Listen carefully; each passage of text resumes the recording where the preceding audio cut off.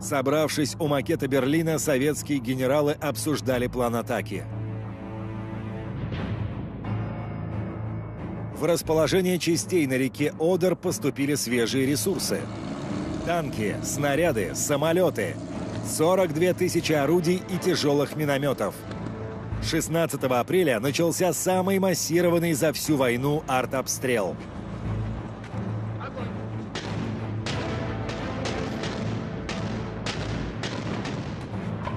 Был отстрелян 1 миллион 236 тысяч снарядов.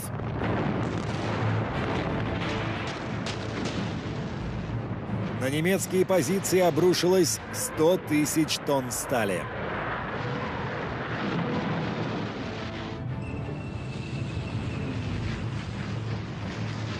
Два миллиона бойцов пошли на Берлин. Советские войска наступали во всех направлениях.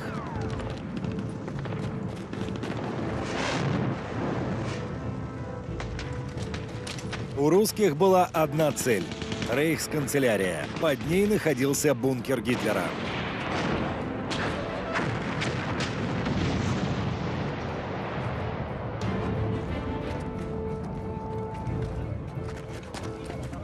Армия Жукова продвигалась вперед с большими потерями. Сталин требовал замкнуть кольцо вокруг Берлина, чтобы британские и американские войска не вошли в город первыми, присвоив победу себе. В городе земля сотрясалась от залпов. Несмотря на мощь советской артиллерии, именно пехоте предстояло завершить штурм Берлина.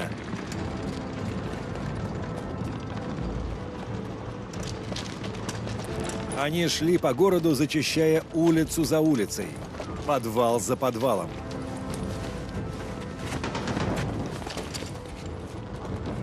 В последние дни войны немцами двигали иные мотивы. Теперь они сражались не во имя Рейха, партии или великого фюрера. Они пытались спасти свою жизнь. Советские солдаты смыкали кольцо вокруг бункера, в котором Гитлер продолжал расстановку воображаемых войск. Его военачальники давно сбежали. «Я не хочу попасть в руки врага ни живым, ни мертвым. После моей смерти мое тело должно быть сожжено, чтобы его никогда не обнаружили». 30 апреля, находясь в своем бункере, Гитлер и его жена Ева Браун совершили самоубийство.